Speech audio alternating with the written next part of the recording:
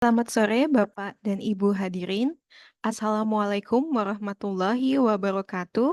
Salam sejahtera, Om Swastiastu, Namo Buddhaya, salam kebajikan, Rahayu.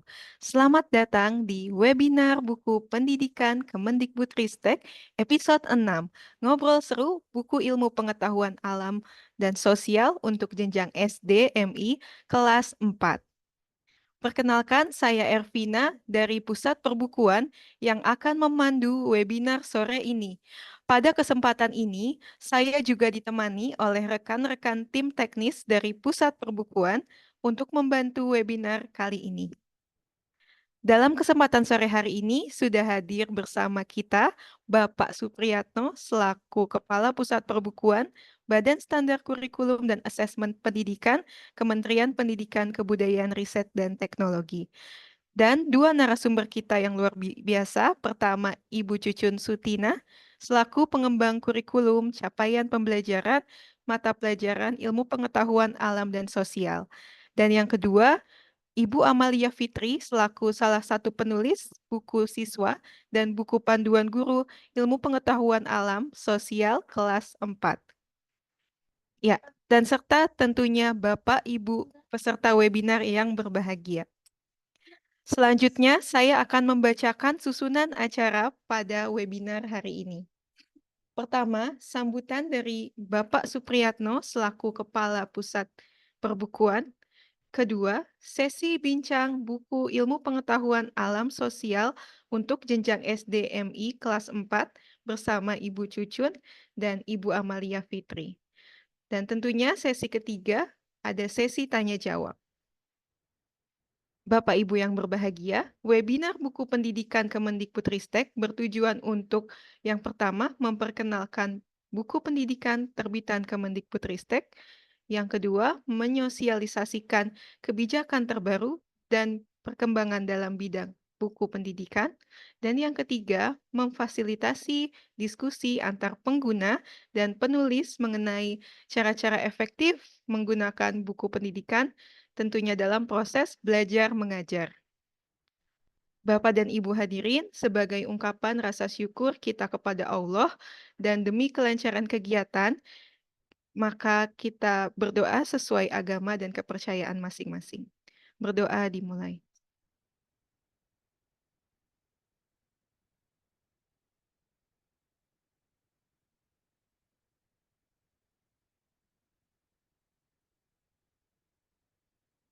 Berdoa selesai.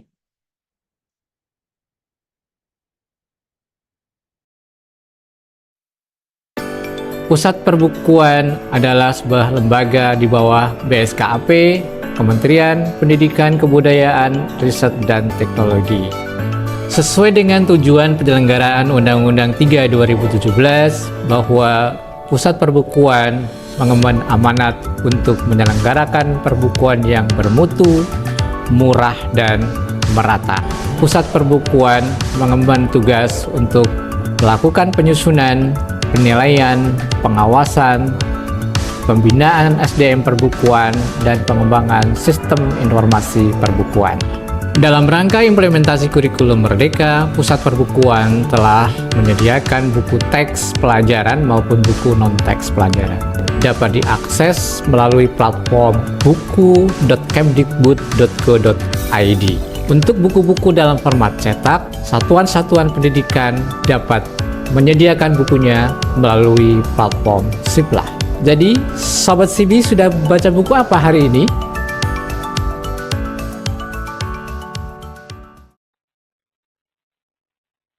Ya, baik Bapak Ibu hadirin, melangkah ke acara pertama, yaitu sambutan dari Kepala Pusat Perbukuan. Kepada Bapak Supriyatno, kami silahkan.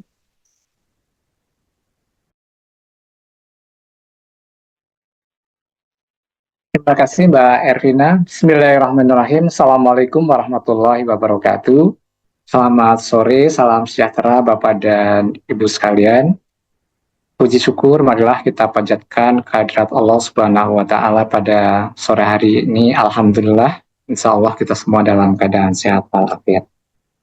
Terima kasih kepada Ibu Cucun Sutina selaku pengembang CP buku IPAS ya, kelas 4 ini, dan juga Bu Amalia Fitri. Terima kasih Bu, selaku salah satu anggota tim penulis buku, telah menyediakan waktunya untuk bisa bersama-sama kita berdiskusi tentang buku IPAS ini. Bapak dan Ibu sekalian, para peserta webinar yang kami hormati, webinar kali ini merupakan episode yang ke-6, jadi ini sudah yang ke-6 kalinya kami menyelenggarakan webinar yang dimaksudkan untuk mensosialisasikan buku kurikulum Merdeka sebagai buku teks utama yang menjadi tugas dari Lembaga Pusat Perbukuan sesuai dengan amanat Undang-Undang 3 2017 untuk menyiapkan buku teks pelajaran sesuai dengan kurikulum yang berlaku. Bapak dan Ibu sekalian, kami berharap pada webinar kali ini nanti akan bisa tersampaikan ide gagasan dari pengembangan capaian pembelajaran atau kurikulum yang dituangkan di dalam buku teks pelajaran ini, dan harapannya nanti bisa saling memberi informasi antara Bu Cucun sebagai pengembang CP-nya dan juga Bu Amalia sebagai penulis bukunya, agar pesan-pesan kurikulum itu yang difasilitasi dengan terbitnya buku teks ini bisa sampai kepada Bapak Ibu dan siswa-siswa kita. Bapak dan Ibu sekalian, pada kesempatan ini kami berharap bahwa buku teks pelajaran, salah satunya buku IPAS ini, yang merupakan produk bersama antara tim penyusun buku, salah satunya Bu Amalia Fitri ini, dapat dimanfaatkan dan betul-betul bisa membantu para guru di dalam proses pembelajaran di masing-masing satuan pendidikan. Bapak dan Ibu sekalian, kami berharap apabila dalam kesempatan ini dijumpai misalnya masih ada kekurangan terhadap konten buku, penyajiannya, bahasanya, mungkin ilustrasinya yang Bapak Ibu temukan, para peserta webinar, silahkan Bapak Ibu sampaikan untuk bisa memberikan masukan untuk perbaikan buku ini ke depan, sehingga buku ini betul-betul dapat kita manfaatkan dan dapat digunakan oleh anak-anak kita. Bapak dan Ibu sekalian, selamat mengikuti webinar buku pendidikan Kementerian Pendidikan, Kebudayaan, Riset, dan Teknologi pada episode ke-6 ini, dan mohon nanti kami akan terus melakukan serial webinar dengan episode-episode selanjutnya. Tolong disampaikan kepada rekan-rekan guru, para pendidik untuk bisa juga mengikuti webinar ini, karena ini sangat bermanfaat bagi Bapak Ibu guru tentunya, bisa berkomunikasi langsung dengan pengembang CP-nya, dengan penulis bukunya, sehingga kalau misalnya dijumpai ada hal-hal yang perlu dikonfirmasi, bisa langsung disampaikan. Kami juga menyediakan kolom chat ya, untuk bisa menanyakan secara langsung kepada para narasumber. Demikian Bapak dan Ibu sekalian apa yang dapat kami sampaikan. Selamat mengikuti webinar. Mudah-mudahan sekali lagi kita semua sehat, dapat mengikuti kegiatan webinar episode yang ke-6 ini sampai selesai. Demikian. Wabillahi taufiq wal hidayah. Wassalamualaikum warahmatullahi wabarakatuh. Waalaikumsalam. Ya, terima kasih disampaikan kepada Bapak Supriyatno.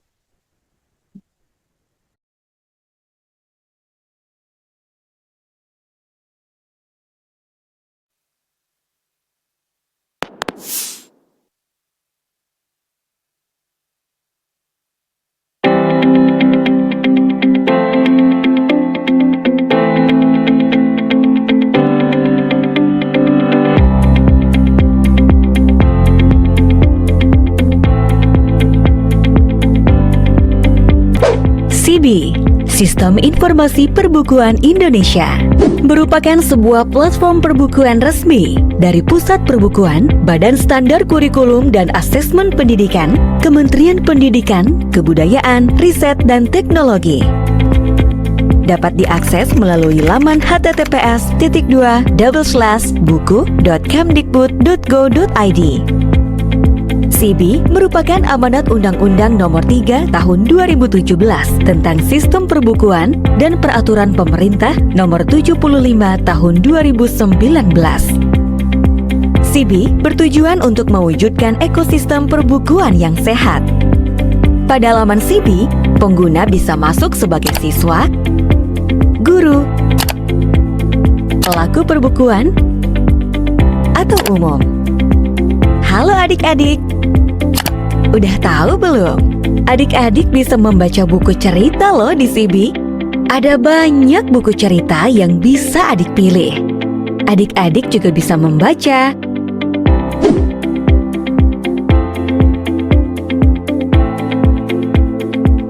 mendengarkan, Ini adalah hari spesial bagi binatang-binatang. Mereka sedang merayakan pembukaan taman bermain baru. Pembukaan taman bermain dan mengunduh buku pelajaran.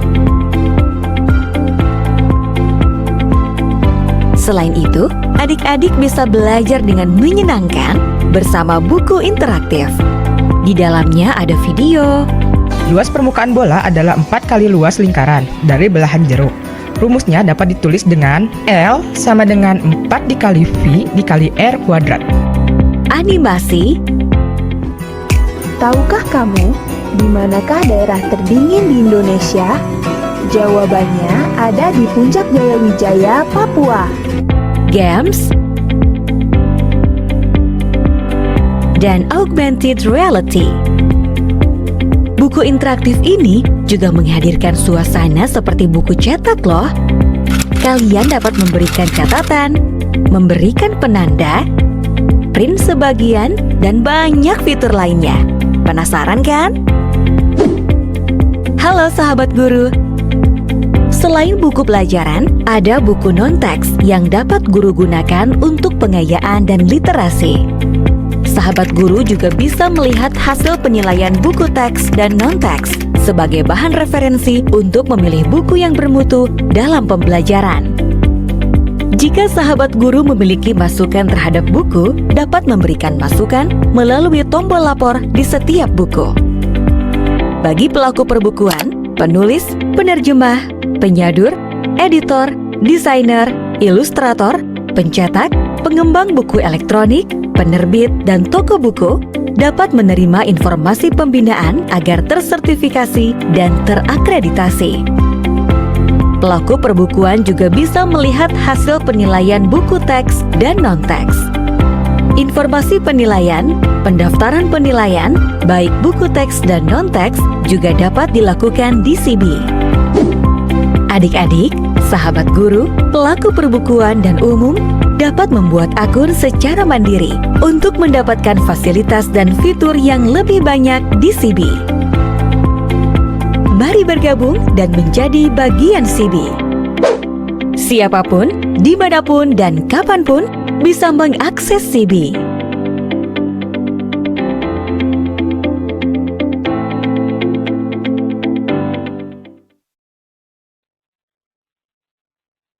Oke, nah Bapak Ibu, setelah menyimak tayangan video tadi, izin saya menyapa Bapak Ibu dengan sebutan Sobat SIBI, supaya kita lebih akrab ya.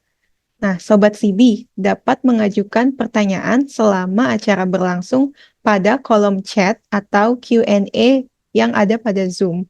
Nah, nantinya tim Pusat Perbukuan akan mengkurasi beberapa pertanyaan yang akan dijawab langsung oleh narasumber. Baik, kita melangkah ke acara kedua, yakni sesi bincang-bincang buku ilmu pengetahuan alam sosial untuk jenjang SD MI kelas 4 bersama Ibu Cucun dan Ibu Amalia Fitri.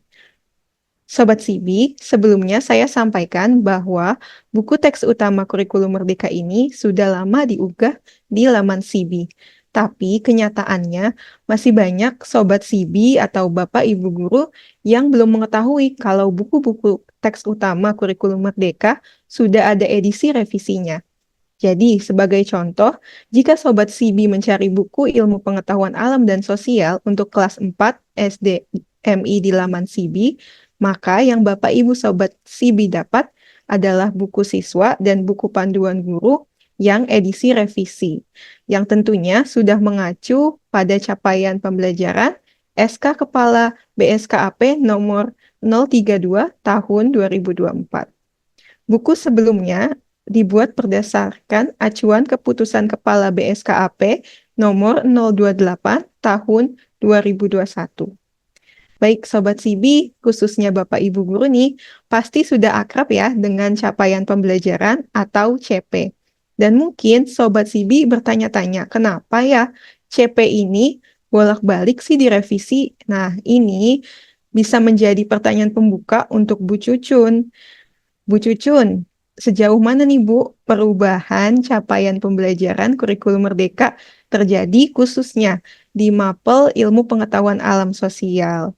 Silahkan Bu Cucun. Terima kasih Mbak Ervina. Sebelumnya suara saya terdengar jelas kah? Jelas Bu Cucun. Oke, terima kasih. Izin Bapak dan Ibu, saya menyampaikan salam hormat dan selamat sore untuk Bapak Kapuspuk, Bapak Supriyatno, juga Ibu Amalia Fitri selaku penulis buku dan Bapak Ibu dari tim teknis Puspuk, serta Bapak Ibu Guru, Sobat Sibi yang hadir pada kesempatan kali ini. Tadi menyinggung terkait apa perubahan yang terjadi dalam SKB SKAP nomor 32 tahun 2024 khususnya pada mata pelajaran IPAS. Izin saya menyampaikannya melalui slide paparan. Bapak Ibu. Oke. Sudah terlihatkah Mbak Ervina, Bapak dan Ibu? Sudah Ibu, silakan. Oke, terima kasih. Bapak dan Ibu, Sobat Sibi sekalian yang berbahagia, untuk capaian pembelajaran IPAS di jenjang SD, terdapat beberapa perubahan. Tetapi sebelum memasuki poin perubahan, izin saya mengingat kembali apa saja komponen dari capaian pembelajaran. Komponen capaian pembelajaran secara garis besar memuat 4 hal.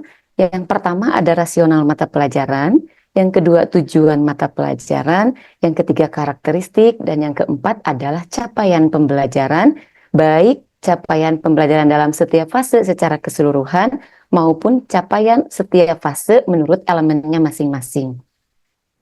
Bapak dan Ibu idealnya membaca naskah CP secara keseluruhan, mulai dari rasional hingga capaian, sehingga kita bisa memahami arah dari CP ini dan bisa menerjemahkannya ke dalam rencana pembelajaran. Baik, selanjutnya untuk poin perubahan capaian pembelajaran IPAS khususnya yang termuat dalam SKB SKAP nomor 32 tahun 2024 ini memuat 5 poin, Mbak Ervina. Yang pertama adalah jumlah fase, yang kedua penyederhanaan, yang ketiga kompetensi, yang keempat pada aspek materi, dan yang kelima adalah isu prioritas. Baik, selanjutnya poin yang pertama adalah jumlah fase. Pada BSKAP sebelumnya di nomor 33 tahun 2022, IPAS itu termuat menjadi 3 fase, yakni fase A, fase B, dan fase C. Sementara pada BSKAP nomor 32, IPAS itu terdapat hanya di fase B dan fase C. Mengapa demikian? Karena ini merujuk pada struktur kurikulum yang sebelumnya ada pada Kepen 262 begitu ya, bahwa alokasi waktu untuk IPAS itu tidak ada di fase A. Ini poin perubahan yang pertama terkait jumlah fase. Yang kedua adalah penyederhanaan, Bapak dan Ibu. Penyederhanaan apa yang dilakukan? Yang pertama, mengganti istilah atau diksi dengan kalimat yang lebih sederhana. Harapannya lebih mudah difahami. Yang kedua, menyederhanakan redaksi kalimat dan narasi paragraf. Mungkin Bapak dan Ibu nanti bisa melihat bahwa kalimat yang disajikan pada dokumen BSKAP nomor 32 itu lebih singkat dan narasi paragrafnya juga lebih singkat, tetapi tidak mengurangi esensi dari harapan atau tujuan terkait materi yang disampaikan. Dan yang ketiga, poin penyederhanaannya ini dengan menghilangkan kutipan atau rujukan dalam teks. Kalau sebelumnya dalam BSKAP nomor 33, kita bisa menemukan banyak kutipan atau rujukan dari para ahli. Nah, dalam dokumen yang terbaru, kutipan atau rujukan ini dihilangkan. Tetapi maknanya tetap sama, begitu ya. Nah, penyederhanaan ini termuat dalam semua komponen CP. Mulai dari rasional, tujuan, karakteristik, dan CP untuk setiap fase dan setiap elemen. Kemudian, Bapak dan Ibu, berikut contoh dari penyederhanaan. Pada poin karakteristik saya ambil, kita bisa lihat di sebelah kiri ini ada kutipan dari Samuel 2014 dan Yatniski 2017. Ini hanya contoh saja. Sementara pada dokumen terbaru, pada poin karakteristik sama sekali tidak ada kutipan. Dan bisa dilihat juga ya Mbak Ervina dan Bapak Ibu sekalian, kalimatnya lebih banyak di dokumen sebelumnya. Di dokumen yang saat ini lebih singkat, hanya satu paragraf. Ini contoh penyederhanaannya. Kemudian untuk CP secara keseluruhan yang termuat di sebelah kiri, ini redaksinya tidak mengacu pada poin-poin besar materi. Sementara pada dokumen yang terbaru, pada fase pada capaian pembelajaran secara keseluruhan, ini sudah dimuatkan poin-poin pokok dari materi. Jadi sudah lebih sederhana. Penyederhanaan berikutnya ini pada kolom elemen capaian pembelajaran untuk setiap elemen. Pada elemen pemahaman IPAS, ini deskripsinya sebelumnya panjang, begitu ya. Sekarang sudah lebih disederhanakan. Itu contoh poin penyederhanaan pada beberapa komponen naskah CP dari karakteristik, misalnya begitu ya. Kemudian capaian pembelajaran secara keseluruhan dan setiap elemen pada setiap fase. Kemudian, Bapak dan Ibu, Sobat Sibi, poin perubahan berikutnya adalah kompetensi. Bapak dan Ibu, pada dokumen BSKAP nomor 33 bisa kita lihat kompetensi pada elemen pemahaman IPAS ini cukup beragam. Contohnya di sebelah kiri ini ada menganalisis, membuat simulasi, mengidentifikasi, mendemonstrasikan, dan mendeskripsikan. Sementara untuk capaian pembelajaran baru pada dokumen BSKAP nomor 32, kompetensi yang dimuatkan hanya satu, yakni pemahaman. Itu perubahan terkait kompetensi. Perubahan berikutnya adalah pada poin materi. Poin materi secara keseluruhan yang dimuatkan tentu adalah materi esensial. Nah, perubahan materi ini bisa kita lihat pada capaian pembelajaran secara keseluruhan dalam bentuk paragraf. Ini di poin D, Bapak dan Ibu, untuk capaian pembelajarannya. Ini sudah dimuatkan, contoh ini fase B dan fase C. Materi yang dimuatkan sudah spesifik, begitu ya. Kemudian dalam materi yang garis besar, ini sudah dimuatkan. Kemudian ini untuk materi pada fase B, kalau sebelumnya deskripsinya juga sudah bisa kita lihat ya. Sebelah kiri ini redaksi kalimatnya cukup panjang, sementara di sebelah kanan sudah cukup pendek dengan poin-poin materi yang sudah lebih jelas. Kemudian contoh berikutnya, ini di fase C juga demikian, tidak jauh berbeda. Jadi ada yang dimuatkan pada materi IPAS itu sudah lebih spesifik, materi esensial, sederhana, dan ini kurang lebih sudah berkurang 30% dari muatan materi yang ada pada kurikulum 2013. Kemudian poin perubahan berikutnya terkait materi adalah adanya reposisi materi, Bapak dan Ibu sekalian. Kenapa terjadi reposisi materi? Tadi di awal sudah saya sampaikan bahwa poin perubahan yang pertama adalah jumlah fase. Kalau sebelumnya 3, sekarang menjadi 2. Nah, dengan perubahan fase ini tentu berimplikasi pada materi. Nah, materi-materi yang sebelumnya ada di fase A itu direposisi ke fase B atau fase C. Materi yang ada di fase B itu direposisi atau direstrukturisasi ke fase C. Pertimbangan, salah satu pertimbangannya adalah materi prasyarat atau materi menjadi dasar yang menjadi dasar untuk materi berikutnya. Ini poin perubahan yang keempat terkait materi, tadi materi esensial dan berikutnya adalah reposisi materi. Mungkin Bapak dan Ibu bisa dilihat di sini contohnya di fase sebelumnya, di fase fase B, mohon maaf, ini ada materi siklus air di fase B. Nah, untuk dokumen BSKAP nomor 32, materi siklus air ini sudah ada pindah ke fase C, begitu ya. Nah, perubahan yang terakhir adalah terkait isu prioritas Bapak dan Ibu. Kementerian Pendidikan dan Kebudayaan mengangkat 3 isu prioritas, yakni perubahan iklim, literasi finansial, dan literasi kesehatan. Nah, ketiga isu prioritas ini sudah diakomodir secara eksplisit, baik eksplisit maupun implisit dalam dokumen CP. Contoh untuk perubahan iklim ini sudah eksplisit ada pada narasi rasional serta narasi elemen untuk setiap fase untuk setiap elemennya. Demikian Bapak dan Ibu poin perubahan terkait capaian pembelajaran dari dokumen sebelumnya pada dokumen saat ini, yakni BSKAP nomor 32 tahun 2024. Demikian Mbak Ervina yang bisa saya share terkait perubahan CP. Saya kembalikan.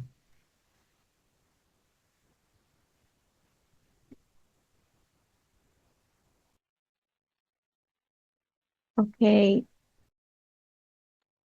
Ya, baik. Terima kasih, Bu Cucun. Nah, Sobat Sibi, khususnya Bapak Ibu Guru, berarti tadi ada 5 poin ya untuk perubahan capaian pembelajaran, khususnya di Mapel IPAS ini, yaitu ada dari jumlah fasenya, penyederhanaan diksi, redaksi dan kutipan, juga kompetensi, materi, dan isu prioritas. Nah, masih ada pertanyaan lanjutan nih buat Bu Cucun, Bu. Nah, Ibu ini kan selaku pengembang kurikulum ya Bu, untuk bisa memberikan, mungkin Ibu bisa ya Bu, memberikan contoh bagaimana menerjemahkan nih Bu dari capaian pembelajaran atau CP tadi ke ATP sampai menjadi tujuan pembelajaran. Silakan Bu Cucun. Baik, terima kasih Mbak Ervina. Izin kembali share screen terkait bagaimana merumuskan tujuan pembelajaran berdasarkan CP, gitu ya. Nah, sebelum ke bagaimana merumuskan tujuan pembelajaran, ini sedikit review saja begitu ya, bahwa capaian pembelajaran ini digunakan untuk merencanakan pembelajaran dan asesmen. Untuk sampai pada poin yang ketiga, yang perlu kita lakukan, yang pertama adalah menganalisis capaian pembelajaran. Yang kedua, setelah melakukan analisis, yakni menyusun tujuan pembelajaran, kemudian merunutnya atau mengurutkannya menjadi alur tujuan pembelajaran. Nah, lantas bagaimana untuk merumuskan tujuan pembelajarannya? Kita lihat Bapak dan Ibu, tujuan pembelajaran sebagaimana kita ketahui itu minimal memuat 2 komponen. Yang pertama adalah kompetensi dan yang kedua adalah lingkup materi. Untuk menentukan kompetensi Bapak dan Ibu ini merumuskan tujuan pembelajaran juga kita bisa lihat pada panduan pembelajaran dan asesmen. Untuk menentukan kompetensi mungkin kita bisa dipandu oleh 2 pertanyaan, yakni apa yang perlu peserta didik tunjukkan dan tahap berpikir apa yang perlu peserta didik tunjukkan. Jadi ada 2 poin yang bisa memandu kita menentukan kompetensi. Yang kedua, untuk lingkup materi, 2 pertanyaan mendasar adalah konsep apa sih yang perlu dipelajari oleh peserta didik kita yang termuat dalam konsep besar dalam CP. Yang kedua, konteks seperti apa yang ada di lingkungan sekitar yang bisa kita gunakan untuk membelajarkan konten CP itu kepada peserta didik. Nah, untuk merumuskan TP ini, kita bisa menggunakan beberapa teori. Bisa menggunakan taksonomi Bloom, Tighe dan Wicin, ataupun dari Marzano, Bapak dan Ibu. Nah, Bapak dan Ibu, untuk merumuskan tujuan pembelajaran, ada 3 cara, begitu ya. Yang pertama, merumuskan TP secara langsung dari CP, mengutip langsung dari capaian pembelajaran, gitu ya. Yang kedua, merumuskan TP dengan terlebih dahulu menganalisis kompetensi dan lingkup materinya yang ada di dalam CP. Dan yang ketiga adalah merumuskan TP dengan cara lintas elemen CP. Nah, ada 3 cara Bapak dan Ibu. Izin saya memaparkan dari yang pertama. Yang pertama itu merumuskan TP secara langsung dari CP, Bapak dan Ibu. Kita bisa lihat ini capaian pembelajaran pada elemen pemahaman IPAS. Capaian pembelajaran di sini memuat kompetensi Kompetensinya adalah memahami, kemudian kalimat berikutnya dari bentuk dan fungsi panca indera hingga fungsinya adalah redaksi terkait materi. Nah, bagaimana merumuskan TP-nya? Kita bisa mengambil langsung Bapak dan Ibu TP dari CP. Kita turunkan, ambil kata kerja atau kompetensi memahami, kemudian kita padankan karena tadi tujuan pembelajaran itu harus memuat kompetensi dan konten, maka kompetensinya adalah memahami dan kontennya adalah bentuk dan fungsi panca indera sesuai yang tertulis dalam CP. TP yang kedua, memahami siklus hidup makhluk hidup dan upaya pelestariannya. TP yang ketiga dan seterusnya demikian. Jadi cara yang pertama, kita bisa mengambil TP secara langsung dari CP. Itu yang pertama. Yang kedua, menganalisis kompetensi dan materi dari CP. Bapak dan Ibu, kompetensi dalam CP pada dokumen BSKAP nomor 32 semua menggunakan kata kerja memahami. Bapak dan Ibu bisa menganalisisnya. Kata kerja memahami ini atau kompetensi memahami ini untuk diturunkan ke TP bisa menggunakan tadi salah satunya teori taksonomi Bloom. Kalau menggunakan teori taksonomi Bloom, kata memahami ini belum operasional, maka bisa diganti dengan menggunakan kata kerja operasional yang mewakili memahami, begitu ya. Misalnya di antaranya ada menjelaskan, mendeskripsikan, menganalisis. Nah, ini Bapak dan Ibu cara yang kedua untuk merumuskan tujuan pembelajaran dengan menganalisis kompetensi dan materi dari CP. Dan cara yang ketiga, Bapak dan Ibu, adalah merumuskan tujuan pembelajaran IPAS ini secara lintas elemen. Izin saya membahas sedikit pada bagian karakteristik dalam naskah CP, dijelaskan bahwa untuk melaksanakan pembelajaran IPAS, elemen keterampilan proses adalah cara yang dilakukan untuk memperoleh pemahaman IPAS. Sehingga kedua elemen ini disampaikan dalam satu kesatuan yang utuh yang tidak diturunkan menjadi TP yang terpisah.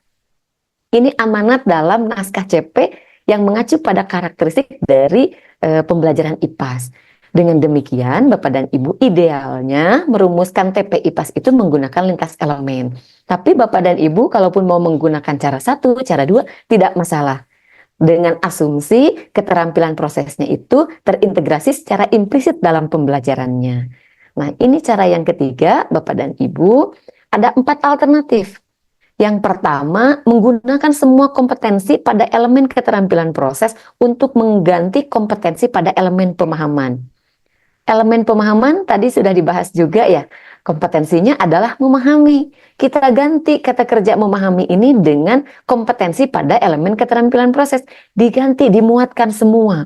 Sehingga tujuan pembelajarannya, kata memahami ini diganti. Menjadi mengamati, mempertanyakan dan memprediksi, merencanakan melakukan penyelidikan, menganalisis data dan informasi, hingga mengomunikasikan hasil, kemudian muatkan materinya. Jadi cara yang pertama menggunakan semua elemen keterampilan proses untuk mengganti kompetensi pada elemen pemahaman, tetapi materinya masih terpisah antara IPA dan IPS, begitu ya. Ini cara yang pertama. Cara yang kedua, Bapak dan Ibu, tidak jauh berbeda dengan cara yang pertama, hanya saja kompetensi memahaminya tidak diganti oleh seluruh kompetensi keterampilan proses, tapi diganti oleh salah satu atau beberapa kompetensi. Jadi tidak dimuatkan semua nih dari mengamati hingga mengomunikasikan hasil. Bisa misalnya hanya mengamati, mempertanyakan, memprediksi, merencanakan dan melakukan penyelidikan, atau bahkan hanya satu kompetensinya, memproses dan menganalisis data dan informasi saja, kemudian muatkan materinya. Ini cara yang kedua. Berikutnya, cara yang ketiga, menggunakan semua kompetensi pada elemen keterampilan proses. Ini sama dengan cara yang pertama, hanya saja ditambahkan materinya diintegrasikan antara IPA dan IPS. Kata kerja atau kompetensi memahami diganti semua dengan elemen keterampilan proses, kemudian materinya diintegrasikan. Contoh yang pertama, ini materinya IPA, bentuk dan fungsi panca indera yang dikaitkan dengan materi IPS. Contoh yang kedua, materinya tentang bentang alam, materi IPS yang dikaitkan dengan materi IPA terkait masalah yang berkaitan dengan pelestarian sumber daya alam. Ini alternatif yang ketiga untuk perumusan TP secara lintas elemen. Dan yang terakhir ini gabungan cara yang kedua dengan cara yang ketiga. Kompetensinya tidak dimuatkan semua untuk elemen keterampilan prosesnya, tapi mengintegrasikan mapel IPA dan materi IPA dan IPS-nya. Contohnya seperti ini: mengamati, mempertanyakan, memprediksi, merencanakan dan melakukan penyelidikan. Materi IPA-nya bentuk dan fungsi panca indera dikaitkan dengan materi IPS, keanekaragaman hayati, budaya, sejarah keluarga, dan seterusnya. Ini cara yang keempat untuk sebagai alternatif. Cara yang ketiga, lintas elemen, begitu ya. Nah, dan yang terakhir, Bapak dan Ibu, setelah menyusun tadi TP dengan cara mangga dipersilahkan Bapak dan Ibu mau cara ke satu, cara kedua, cara yang ketiga dengan lintas elemen dengan tadi ada 4 alternatif. Kita kemudian bisa menyusun ATP dari TP tadi. Nah, bagaimana mengurutkannya? Ini juga sudah dimuat dalam panduan pembelajaran dan asesmen bahwa ada beberapa pertimbangan, diantaranya mengurutkan TP menjadi ATP itu berdasarkan dari konkret ke abstrak. Yang kedua dengan cara deduktif dari umum ke khusus. Yang ketiga mengurutkannya dari mudah ke yang sulit. Yang keempat hierarkis. Yang keempat pengurutan prosedural. Dan yang terakhir adalah scaffolding. Itu Bapak dan Ibu bagaimana cara merumuskan TP IPAS menggunakan ketiga cara. Kemudian dari cara yang ketiga itu saya tadi sudah menyampaikan 4 alternatif begitu ya. Bagaimana lintas elemennya. Tapi kembali lagi Mbak Ervina, Bapak dan Ibu Sobat Sibi sekalian, itu hanya contoh begitu ya. Bapak dan Ibu bisa mengembangkan lebih dalam, lebih luas terkait penyusunan TP pembelajaran IPAS disesuaikan dengan karakteristik peserta didik, sekolah, lingkungan kemampuan guru, kemudian sarana dan prasarana yang ada di sekolahnya. Demikian Mbak Ervina, saya kembalikan ke Mbak Ervina. Ya, baik. Terima kasih banyak Bu Cucun. Wah, Bapak Ibu Sobat Sibi nih, tadi sudah dijelaskan ya betul-betul jelas caranya itu tadi ada 3 untuk merumuskan tujuan pembelajaran dari capaian pembelajaran. Namun untuk IPAS ini, tadi yang Bu Cucun sudah katakan bahwa yang paling cocok ya ini adalah dengan cara yang ketiga, yaitu dengan lintas elemen, seperti itu. Nah, Sobat Sibi, sebelum kita lanjut nih, saya lihat udah ada beberapa nih Sobat Sibi yang raise hand, tapi saya izin mengingatkan kembali bahwa untuk Sobat-Sobat Sibi yang sudah punya pertanyaan, khususnya untuk kedua narasumber kita, Sobat Sibi bisa langsung saja ke kolom Q&A yang ada di Zoom nih di bagian bawah, lalu bisa langsung dituliskan pertanyaannya ya selama sesi kita ini berlangsung. Oke, lanjut ya, izin kita lanjut lagi. Sekarang kita bisa ke Bu Fitri nih. Halo Bu Fitri. Halo Bu Ervina, halo Oke. Bapak Ibu, Sobat Sibi semua, selamat sore. Oke, ya. Tadi nih kita kan masih bahas terkait dengan tujuan pembelajaran. Nah, kalau di buku IPAS kelas 4 nih, khususnya yang revisi, apa nih yang menjadi pertimbangan Ibu Fitri dan tim penulis ya saat menyusun ATP untuk buku? Silahkan Bu Fitri. Baik, saya izin share screen ya Bu Ervina, Sobat Sibi semua.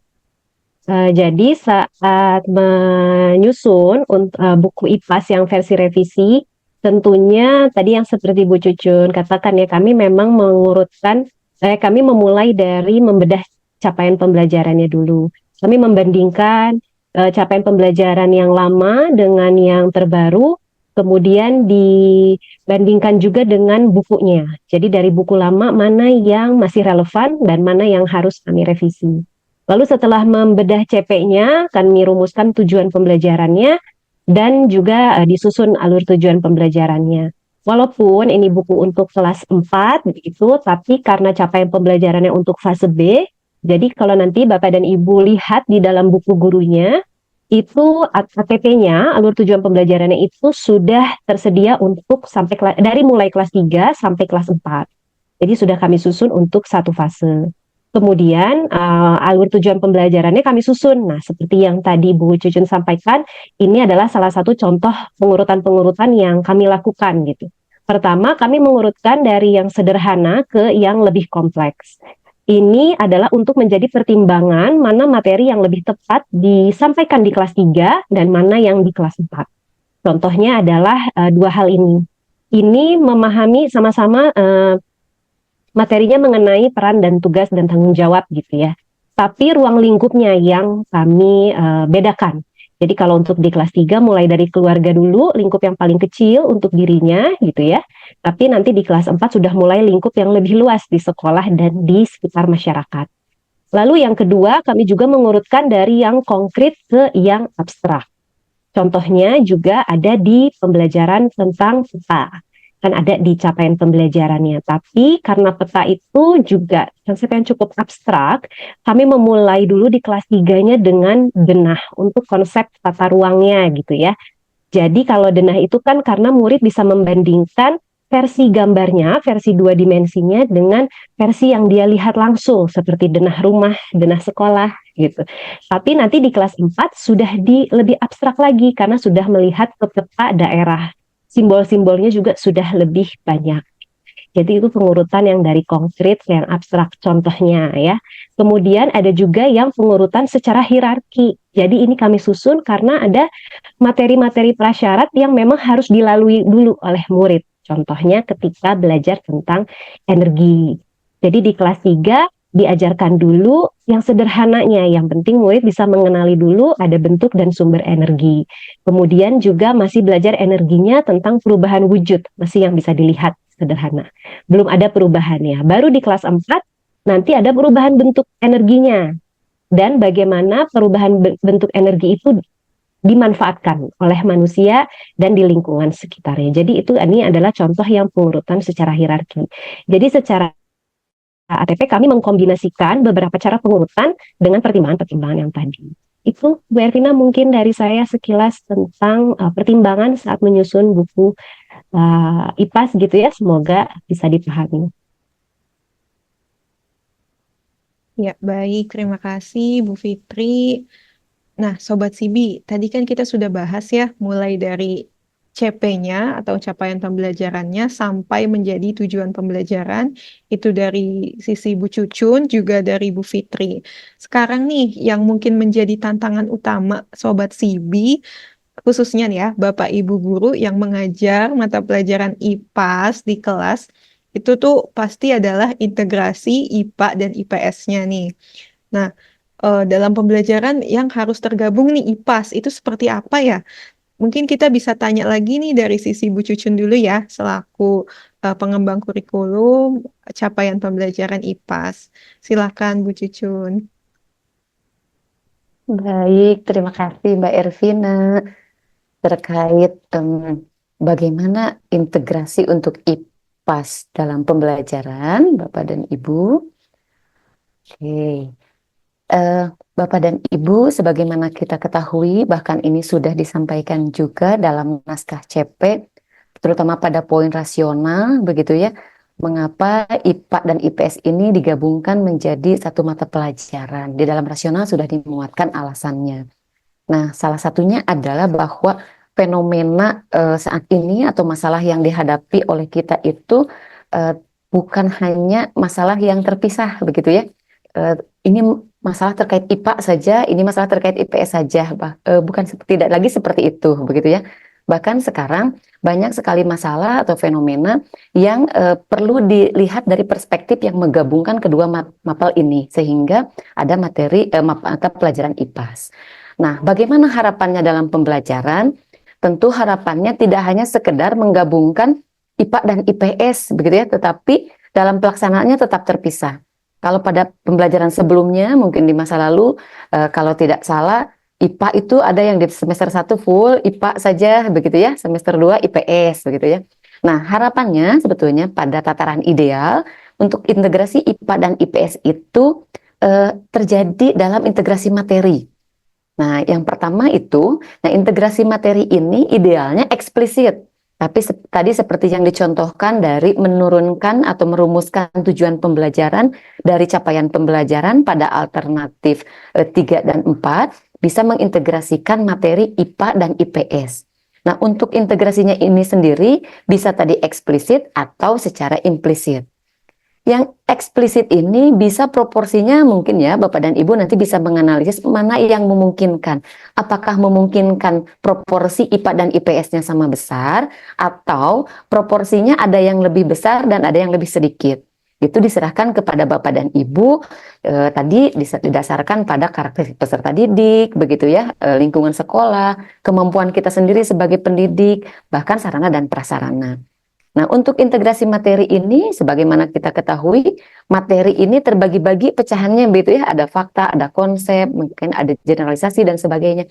Integrasi ini bisa jadi pada konsep-konsepnya saja, misalnya begitu ya, pada masalah yang terkait dengan kedua mapel ini, gitu ya, dan ini nanti akan dijelaskan secara lebih teknis oleh Bu Fitri yang menjelaskan bagaimana integrasi materi dalam pembelajaran. Nah, itu yang pertama. Integrasi yang kedua harapannya adalah pembelajaran IPAS ini keduanya dibelajarkan menggunakan keterampilan proses sains atau keterampilan proses yang menjadi elemen kedua gitu ya dalam capaian pembelajaran IPAS. Jadi baik mengajarkan materi yang terkait IPA ataupun terkait IPS, bahkan integrasi keduanya harapannya membelajarkannya menggunakan keterampilan proses sains, mulai dari mengamati, tadi merencanakan, melakukan penyelidikan, hingga mengomunikasikan hasil, begitu.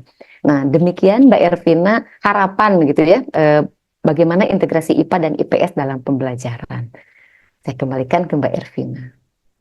Ya, baik. Terima kasih, Bu Cucun. Nah, Sobat Sibi, Bapak Ibu Guru semua, jadi memang dari Bu Cucun sendiri selaku pengembang capaian pembelajaran IPAS, tadi sudah disampaikan alasan mengapa sih sekarang IPAS itu tergabung menjadi bukan IPA dan IPS, tapi menjadi IPAS gitu ya, karena memang fenomena yang dihadapi peserta didik di dunia nyata itu bukan hanya dari sisi IPA-nya saja atau IPS-nya saja gitu.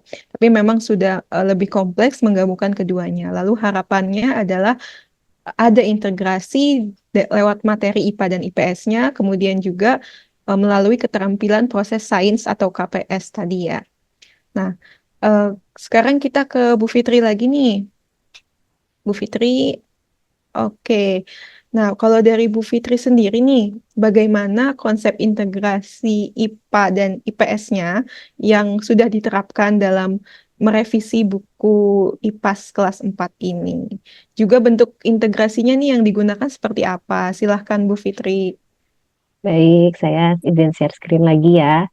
Ini memang lumayan tantangan besar ya dalam mengintegrasikan IPA dan IPS ini. Tapi kami juga mendapatkan banyak umpan balik dan banyak mendapatkan masukan berharga gitu ya saat menulis buku yang pertama. Nah, yang pertama adalah dalam buku IPAS yang versi revisi ini, kami tidak memaksakan semua materi terintegrasi jika memang terlalu jauh gitu ya untuk diintegrasikan. Tapi kami tetap mengupayakan ada integrasi dalam 4 pendekatan. Jadi yang pertama adalah melalui irisan materi, yang kedua melalui penerapan konsep ilmiah untuk masalah sosial, yang ketiga mempelajari fenomena alam dan dikaitkan dengan dampak perkembangan masyarakat, dan yang terakhir dibalik, mempelajari fenomena sosial dan dikaitkan dengan konsep alam. Contohnya kita langsung lihat saja ya isi bukunya. Gitu. Misalnya ini adalah melalui irisan materi. Contohnya saat mempelajari kondisi geografis. Kondisi geografis itu kan bisa ditelaah dari letak, bentang alam, iklim, dan sumber daya. Jadi secara materi itu sudah beririsan. Karena ketika belajar bentang alam, itu sudah masuk ke dalam konsep sosial dan juga konsep IPA. Lalu kemudian ketika belajar iklim, itu juga banyak konsep alam di situ. Lalu ketika belajar sumber daya alam, itu juga berkaitan antara IPA dan IPS. Jadi secara materi memang sudah beririsan gitu. Jadi ketika belajar letak, ini nanti ada materi tentang peta, dikaitkan pada saat belajar peta simbol-simbolnya, itu sudah langsung dikaitkan dengan bentang alam di daerahnya. Jadi langsung melihat dari simbol-simbolnya. Lalu kemudian ketika mempelajari iklim gitu ya, bagaimana iklim ini terjadi dan apa kaitannya iklim itu nanti dengan alam di sekitarnya dia. Lalu ini nanti berkaitan dengan sumber daya alam gitu. Jadi nanti ini secara materi sudah beririsan. Nah, makanya nanti ketika Bapak dan Ibu lihat gitu ya di buku, pembelajaran ini tuh secara bab seperti berurutan. Karena ini kan materinya terlalu besar, jadi kami kalau dalam buku kan harus memisahkan ke dalam bab. Nah, nanti ini secara babnya dia lokasinya berdekatan. Ketika belajar letak, bentang alam, iklim, dan sumber daya alam itu adalah pembelajaran yang satuan dalam babnya. Nah, kemudian yang kedua adalah melalui penerapan konsep ilmiah untuk masalah sosial. Ini contohnya kita ada rubrik baru nih ya, lihat di lingkungan sekitarmu gitu. Ini mempelajarinya tentang magnet. Magnet itu kan sangat konsep alam sekali gitu ya, itu banget gitu. Tapi bagaimana itu dikaitkan dengan masalah sosial. Nah, kita mempelajarinya dengan bagaimana magnet ini bisa dimanfaatkan untuk memecahkan masalah. Jadi memakai pola pikir engineer. Engineer itu kan dia problem solving, melihat masalah, kemudian dia ciptakan sesuatu untuk memudahkan manusia. Nah, ini contohnya seperti itu. Ketika belajar energi juga, misalnya, tidak hanya semerta langsung mobil itu merubah dari energi kimia dan menjadi energi gerak. Tapi kita telah juga sebenarnya, kenapa manusia menciptakan mobil? Kenapa? Apa sih masalah yang ingin diselesaikan dari teknologi yang diciptakan manusia ini? Yang mengubah bentuk energi. Jadi digalinya dari masalah sosialnya seperti itu. Lalu yang ketiga, ini kita mempelajari fenomena alam dan dikaitkan dengan dampak perkembangan masyarakatnya. Contohnya tadi setelah mempelajari letak geografis, nah itu dikaitkan nih dengan pengaruh terhadap kehidupan bermasyarakatnya. Misalnya sumber daya alamnya apa, mata pencaharian dan profesi di daerahnya seperti apa. Lalu yang terakhir adalah mempelajari fenomena atau konsep sosial yang dikaitkan dengan konsep fenomena alam. Terbaliknya kalau ini, jadi kita menggali dari kearifan lokal. Nah, kearifan lokal ini ternyata kalau digali filosofinya, maknanya, oh ternyata di situ ada konsep sainsnya. Ada misalnya seperti upaya untuk menjaga sumber daya alam, menjaga populasi, menjaga ekosistem. Lalu misalnya lagi ketika sedang belajar interaksi antar manusia, lalu nanti dilebarkan lagi, oh ternyata interaksi manusia itu tidak hanya dengan manusia dan manusia, tapi juga ada manusia dengan alam, ada manusia dengan benda. Jadi itu adalah cara-cara pendekatan yang kami lakukan, Bu Ervina, 4 cara tadi untuk mengintegrasikan IPA dan IPS. Jadi mungkin tidak terlihat secara eksplisit, tapi kami tetap mengupayakan dengan 4 cara itu. Semoga cukup jelas ya, Bu Ervina. Ya, baik. Terima kasih, Bu Fitri. Ya, baik Sobat Sibi, Bapak Ibu Guru khususnya, tadi sudah dijelaskan ya oleh Bu Fitri. Jadi ada 4 pendekatan yang digunakan, khususnya di buku IPAS kelas 4 ini. Memang tidak eksplisit, tapi keempat cara pendekatan itu, yang pertama melalui irisan materi, melalui penerapan konsep ilmiah untuk masalah sosial, lalu yang ketiga dari fenomena alam yang dikaitkan ke dampak sosial atau masyarakat, dan yang keempat itu kebalikannya dari fenomena sosial yang dikaitkan dengan fenomena alam gitu ya. Nah, tadi ada satu nih yang menarik buat saya. Jadi tadi ada satu rubrik ya yang bisa menjadi tempat untuk menerapkan konsep ilmiah untuk masalah sosial di sekitar anak, yaitu ada rubrik lihat di lingkungan sekitarmu ya. Tadi nih kalau Sobat Sibi dan Bapak Ibu Guru tadi melihat ya. Nah, jadi penasaran ya, rubrik-rubrik apa aja ya yang ada di buku IPAS kelas 4 ini, dan ada nggak ya perubahannya dari buku sebelumnya? Silahkan Bu Fitri. Baik, Mbak Revina, saya share lagi. Nah, untuk revisi buku, khususnya di rubrik, ada perubahan dan cukup banyak ya perubahan dari segi rubriknya. Gitu. Jadi yang pertama adalah ini rubrik yang lama yang di sebelah kiri gitu ya, dan yang di sebelah kanan. Kita langsung breakdown aja satu-satu gitu ya. Yang pertama ada pertanyaan esensial. Sebenarnya pertanyaan esensial ini bukan hal yang baru, baik di buku lama sama yang di sekarang. Tapi yang membedakan adalah pertanyaan esensial ini sekarang adanya di awal bab dan paling banyak hanya 2 pertanyaan saja yang tujuannya itu memandu proses belajar serta menggali pemahaman mendalam tentang suatu topik atau konsep. Dan pertanyaannya ini lebih mendalam dan lebih tidak terlalu teknis gitu ya, saya bisa bilang pertanyaannya. Contohnya ini adalah di bab pertama tentang mengubah bentuk energi. Pertanyaan esensialnya bukan ke bagaimana apa itu perubahan bentuk energi, bukan seperti itu gitu, tapi langsung ke bagaimana perubahan energi itu berperan dalam kehidupanmu dan mengapa manusia mengubah bentuk energi. Ini perbedaan yang pertama. Kemudian yang kedua, ini rubrik baru yang sebelumnya tidak ada ya, tentang siap-siap belajar. Siap-siap belajar ini berisi tentang kegiatan persepsi yang sekaligus asesmen awal pembelajaran.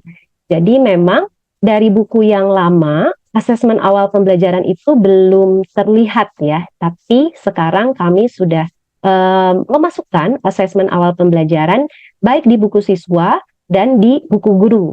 Kalau di buku gurunya nanti ada perihal bagaimana penilaiannya dan tindak lanjutnya.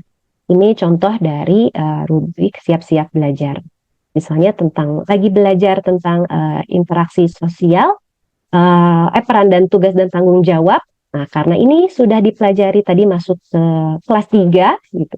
Nah, ini di kelas 4-nya asesmen awal pembelajarannya termasuk siap-siapnya kita cek lagi nih pemahaman waktu di kelas 3-nya gitu. Jadi ini mengecek kompetensi prasyaratnya. Nah, yang selanjutnya adalah ini yang cukup besar ya, rubrik aktivitasnya. Nah, rubrik aktivitas yang sekarang ini ada 3 yang sudah dikaitkan dengan elemen keterampilan proses. Jadi semua aktivitas yang ada dalam buku itu sudah terintegrasi dengan elemen keterampilan proses. Jadi mau itu materi IPA, IPS atau yang sudah diintegrasikan pasti ada rubrik ini. Jadi ayo mengamati itu termasuk ke dalam keterampilan proses mengamati, mempertanyakan, dan memprediksi. Kalau ayo menyelidiki itu nanti di dalamnya ada aktivitas merencanakan, melakukan penyelidikan, sama memproses dan menganalisis. Yang terakhir, menyimpulkan, itu nanti ada mengevaluasi, refleksi, dan mengomunikasikan hasil.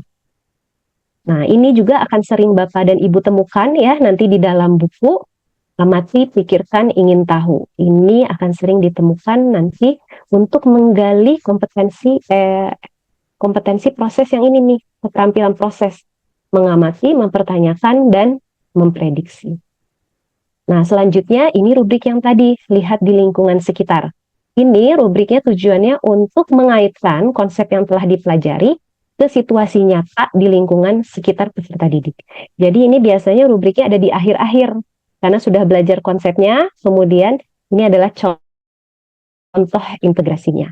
Ini contohnya adalah tentang aktivitas yang menimbulkan pencemaran gitu. Terus bagaimana dampak dari pencemaran? Nah, ini tugasnya langsung amati ke lingkungannya dia. Ada nggak 1-2 hal yang menurut anak-anak gitu ya sering teramati di lingkungan rumah?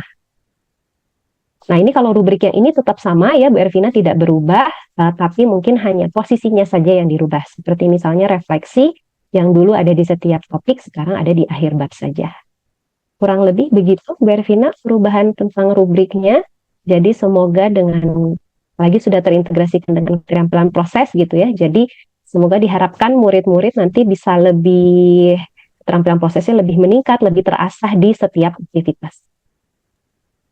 Oke, baik. Terima kasih Bu Fitri. Oke, memang tadi ada banyak ternyata ya rubrik-rubrik di buku IPAS khususnya ya. Nah, berarti tadi ada satu nih rubrik yang tadi sempat saya bahas dan saya tanyakan di awal ya, yang rubrik lihat di lingkungan sekitarmu. Dan itu kalau saya menjadi guru IPAS, itu akan menjadi rubrik kesukaan saya. Kalau Bapak Ibu Guru Sobat Sibi semuanya ada pertanyaan terkait rubrik atau apapun yang ada di buku IPAS, silahkan Bapak Ibu Guru Sobat Sibi bisa langsung tuliskan pertanyaannya di kolom Q&A. Nah, tadi sempat disinggung juga ya sama Bu Fitri bahwa buku teks utama IPAS ini yang kelas 4 tidak hanya ada buku siswanya saja, tapi ada buku panduan gurunya. Yang tadi tuh kalau misalkan ada rubrik-rubrik berisi assessment, penilaiannya itu Bapak Ibu Guru Sobat Sibi bisa lihat di buku panduan gurunya. Nah, masih pertanyaan untuk Bu Fitri nih. Bagaimana nih Bu Fitri kalau misalkan jika Bapak Ibu Guru Sobat Sibi di kelas cuma pakai atau hanya menggunakan buku siswanya aja dalam proses belajar mengajar di kelas. Sekaligus mungkin bisa disampaikan ya Bu, perbedaannya nih buku siswa dan buku panduan guru. Silahkan Bu Fitri. Baik, saya izin menjawab lagi Sobat CB semua. Jadi di dalam kurikulum Merdeka, guru itu kan diarahkan menjadi fasilitator. Nah, buku panduan guru ini adalah membantu Bapak dan Ibu agar bisa menjadi fasilitator. Jadi di dalam buku guru ini tidak mengulang apa yang sudah disampaikan di buku siswa, tapi bagaimana aktivitas yang ada di buku siswa kita fasilitasi. Nah, perbedaannya kira-kira begini. Ini adalah contoh aktivitas pada buku siswa. Kita anggap gitu ya, ada seorang guru dan guru ini hanya menggunakan buku siswa saja. Jadi dia bisa saja kemungkinan yang terjadi adalah langsung memberikan siswa aktivitas. Dicari perubahan energinya gitu ya, kemudian ditempel di tabel ini. Disimpan di dalam tabel ini. Sudah selesai. Atau mungkin bisa jadi ada modifikasi yang lain. Tapi gitu ya, ternyata di buku gurunya aktivitas di buku siswa itu ada di poin 5. Nah, apa yang terjadi di poin 1 dan 4? Ternyata ada panduan untuk mempersiapkan dulu muridnya untuk aktivitas. Jadi tidak langsung diberikan aktivitas, tapi ada pembukanya dulu. Apa yang harus dilakukan saat dimulai kegiatannya. Lalu mempersiapkan dulu murid untuk mencari agar bisa mengidentifikasi. Kita mencoba dulu dengan mengambil alat sederhana misalnya. Terus kita tanyakan ke murid, berikan pertanyaan-pertanyaan yang memantik mereka untuk berpikir. Nah, baru setelah itu murid diberikan aktivitas. Nah, setelah aktivitas juga belum selesai sampai situ, karena ternyata ada lanjutannya lagi. Nah, lanjutannya lagi adalah ternyata setelah murid nanti selesai beraktivitas, ada diskusinya. Dan diskusinya ini sudah diberikan gitu ya, pertanyaan-pertanyaannya untuk memantik murid berdiskusi. Apa sih perubahan energi yang ditemukan? Dan ini adalah pertanyaan-pertanyaan yang perlu diajukan oleh guru. Nah, setelah itu, setelah diskusi di kelompok besar, ada penguatannya lagi konsepnya. Jadi, konsepnya itu diberikan setelah murid mengidentifikasi di lingkungan sekitar. Itu kita belajar salah satunya dengan cara konstruk. Nah, di situ baru ada penguatan konsep, ada teksnya. Nah, di buku itu kan ada teksnya. Nah, di sini ada juga panduannya. Sebenarnya kapan tepatnya memberikan teks itu kepada murid dan apa yang bisa dilakukan setelah murid membaca. Jadi nggak hanya sekedar membaca, tapi ada yang perlu juga. Kita kan perlu menggali pemahaman murid terhadap bacaan untuk meningkatkan literasi muridnya. Jadi sebenarnya kalau di buku guru tidak mengulang kegiatan yang ada di buku murid, justru membantu guru untuk menjadi fasilitator di kelas. Terlihat ya Bu Ervina perbedaannya setelah melakukan, kalau hanya menggunakan buku guru saja dan juga hanya menggunakan jika dikombinasikan dengan buku guru. Nah, satu lagi juga di dalam buku guru gitu ya, ini sudah disertai bagaimana memulai pembelajarannya, pertanyaan pemantiknya, bahkan ada tipsnya gitu ya. Bagaimana mengaitkan aktivitas dengan teks dan penguatan konsep. Satu lagi bahkan ada lembar kerja. Kadang-kadang di buku siswa, bukan kadang-kadang ya, karena belajar sains tanpa percobaan dan lembar kerja itu bagai sayur tanpa garam. Jadi hampir semua bab itu memiliki aktivitas dengan lembar kerja. Tapi lembar kerja itu disediakannya di buku guru. Jadi kalau misalnya tidak digunakan buku gurunya, juga jadi mungkin guru kebingungan ini lembar kerjanya mendapatkannya dari mana. Padahal di buku guru sudah disediakan lembar kerjanya gitu ya. Dan sudah disediakan juga informasinya sebelum memulai percobaan. Jadi tidak langsung kegiatan itu eksperimen, tapi ada persiapannya dulu sebelum percobaan. Lalu ada lembar kerja yang diberikan dalam bentuk link atau QR. Kenapa nih kita berikannya dalam bentuk link atau QR? Karena lembar kerja ini sudah siap di-print mandiri secara langsung oleh Bapak dan Ibu guru dan siap dibagikan kepada murid. Jadi perbedaannya cukup banyak nih Bu Ervina kalau hanya menggunakan buku guru saja dan ketika dikombinasikan buku guru dan buku kelas, buku guru dan buku siswa.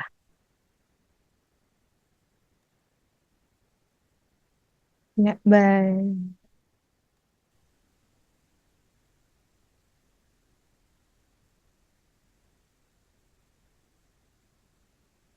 Ya, baik. Terima kasih Bu Fitri atas penjelasannya. Wah, Sobat Sibi nih, Bapak Ibu guru IPAS ya khususnya di kelas akan sangat merugi jika hanya menggunakan buku siswa. Kenapa? Karena tadi ya yang sudah disampaikan Bu Fitri, buku panduan guru ini sangat membantu guru untuk menjadi fasilitator di kelas. Khususnya bagi Bapak Ibu guru yang benar-benar mau optimal untuk melakukan pembelajaran di kelas, juga di sana tersedia lembar kerja untuk murid yang tinggal langsung print tadi ya, tinggal Bapak Ibu scan QR-nya atau langsung menuju tautan yang sudah ada di buku dan bisa langsung digunakan begitu. Wah, kalau gitu nih mungkin menjadi lanjutan nih Bu Fitri ya, masih ke Bu Fitri dan ini penting tentang bagaimana nih cara Bapak Ibu guru bisa mengoptimalisasi lagi pemanfaatan buku panduan guru dalam proses belajar mengajar di kelas. Silahkan Bu Fitri. Baik, mari kita lanjut ya, Bapak Ibu. Kita bedah nih buku gurunya nih. Ada apa aja di buku guru yang bisa mengoptimalkan pembelajaran. Pertama, di buku guru itu memuat materi esensial untuk guru. Beda ya, materi esensial untuk guru dan untuk murid. Yang di materi esensial yang untuk guru ini tentunya lebih mendalam dan akan membantu Bapak dan Ibu untuk menjawab pertanyaan-pertanyaan yang diajukan oleh murid. Tidaknya ada mungkin di sini yang bisa membantu. Walaupun Bapak dan Ibu bisa juga mencari materi-materi tambahan dari sumber belajar yang lain. Nah, di dalam materi esensial ini juga ada beberapa yang kami tambahkan tips gitu ya, dan miskonsepsi yang sering terjadi, atau kesalahpahaman yang sering terjadi di murid misalnya. Ini contohnya pada saat mempelajari fotosintesis, karena proses fotosintesis itu kan sebenarnya konsep yang abstrak, tidak bisa terlihat gitu. Nah, jadi ada caranya nih tipsnya gitu untuk mengajarkan proses fotosintesis agar lebih mudah dipahami murid. Jadi kita menggunakan analogi-analogi lebih runut. Nah, ini tips-tips seperti ini adanya di buku guru. Kemudian ada juga tips membimbing murid gitu ya untuk menghindari miskonsepsi gitu. Misalnya saat mengenal sumber daya alam gitu. Ada terkadang yang salah paham gitu ya bahwa sumber daya alam yang dapat diperbarui itu karena jumlahnya melimpah tidak perlu diupayakan kelestariannya ini. Ada juga tips membimbing peserta didik mengenal profesi karena ternyata mata pencaharian itu tidak sama dengan profesi. Jadi ada di sini tipsnya juga. Dan ini sekali lagi dimuatnya di guru di materi esensial. Nah, selanjutnya ada juga, tadi kan ada ya, banyak percobaan, banyak aktivitas gitu. Nah, ada tipsnya nih agar percobaannya tidak gagal. Gitu. Apa yang harus dilakukan dan apa yang harus diperhatikan agar percobaannya tidak gagal. Itu adanya di buku. Lalu tips-tips manajemen kelas untuk meningkatkan pembelajaran lebih seru gitu kan. Agar lebih seru, guru dapat memberikan tali pada magnet sehingga anaknya jadi seperti mancing. Atau enggak manajemen kelas kalau ada keterbatasan fasilitas, keterbatasan jumlah magnetnya, apa yang perlu dilakukan. Itu tips-tipsnya ada di situ. Lalu ada juga tidak hanya lembar kerja gitu ya, tapi kami juga berupaya memberikan metode belajar yang sangat beragam di dalam satu buku. Salah satunya adalah menggunakan strategi permainan. Dan ini kita sudah siapkan juga gitu ya di lembar kerjanya yang bisa diunduh tadi. Papan permainannya dan kartunya. Dan bagaimana cara bermainnya. Itu disediakan di buku. Lalu ada juga, kalau di buku siswa itu kan banyak gambar, banyak ilustrasi. Nah, setiap gambar dalam buku itu merupakan bagian dari materi. Tapi bagaimana cara menggunakan gambar itu agar tidak hanya dilihat saja gitu, tapi menjadi pemantik. Ada yang bisa didiskusikan dari gambar. Nah, ini bagaimana cara mengoptimalkan gambar yang ada di buku siswa, adanya juga di buku guru. Di situ dikasih tahu pertanyaan pemantik apa yang bisa kita ajukan ketika murid melihat gambar, ketika murid membaca teks. Ini balik lagi tadi untuk penguatan literasi muridnya. Lalu, nah ini kan tadi di awal sudah ada iklan tentang buku-buku di CB gitu ya. Nah, kami juga sudah mengkurasi beberapa buku yang relevan dengan yang dipelajari di kelas 4 ini. Jadi belajarnya tidak hanya dari buku non-fiksi gitu ya, tapi ada buku-buku cerita nih yang seru-seru buat anak-anak gitu, tapi juga berisi tentang materi yang sedang dipelajari. Tentunya ini akan menambah keseruan di kelas, meningkatkan literasi anak, dan menambahkan keseruan. Dan ini semuanya bisa diakses gratis di CD. Nah, selanjutnya lagi untuk asesmen sumatif. Asesmen sumatif tentunya Bapak dan Ibu bisa menggunakan rubrik uji kompetensi yang ada di buku siswa. Tapi jika Bapak dan Ibu ingin alternatif asesmen yang lain, misalnya tidak ingin bentuknya soal, ingin yang bentuknya aktivitas. Nah, di buku guru ini kami ada rekomendasi alternatif asesmen sumatifnya. Dan sudah disertai juga dengan rubriknya, kriteria ketercapaian tujuan pembelajarannya seperti apa. Itu adanya di buku guru. Itu Bu Ervina, jadi kalau dioptimalkan bisa powerful ya pembelajaran di kelas dan tentunya lebih beragam.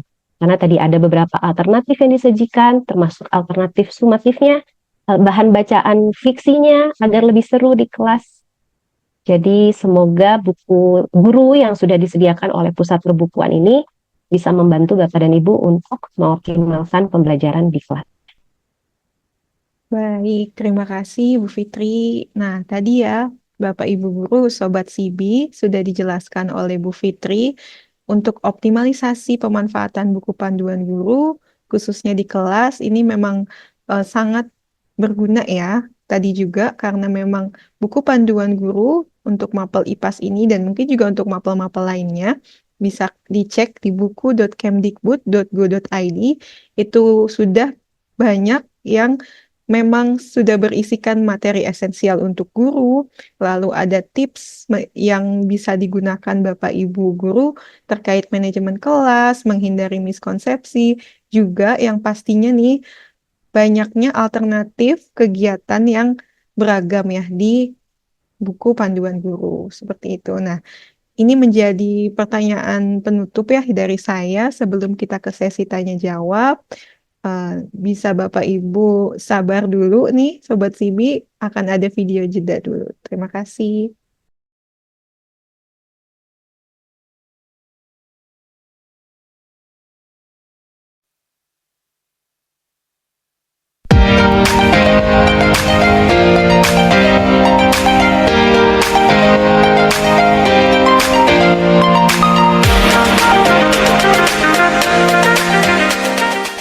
Saya Nikoma Indayani, guru SD Negeri 9 Padang Sambian.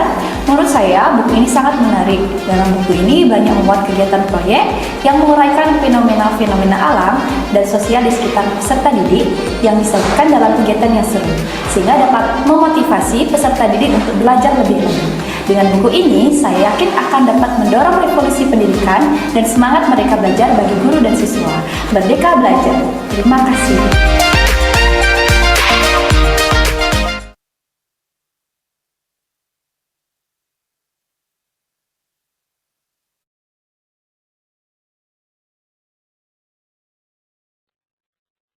Ya, baik Sobat Sibi, melangkah ke acara selanjutnya yaitu sesi tanya jawab. Kami sudah mengkurasi beberapa pertanyaan yang sudah Sobat Sibi ajukan di kolom pertanyaan selama sesi bincang-bincang berlangsung dan dapat dijawab secara langsung oleh narasumber. Oke, Sobat Sibi, selama sesi tanya jawab akan dibagikan tautan pengisian umpan balik dan data untuk elektronik sertifikat. Tautan akan ditutup seiring dengan selesainya acara webinar.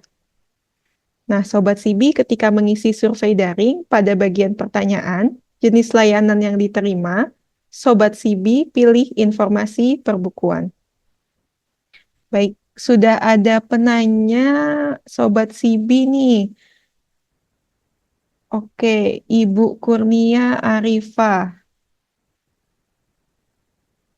Mungkin bisa bergabung Ibu untuk bisa langsung menyampaikan pertanyaannya.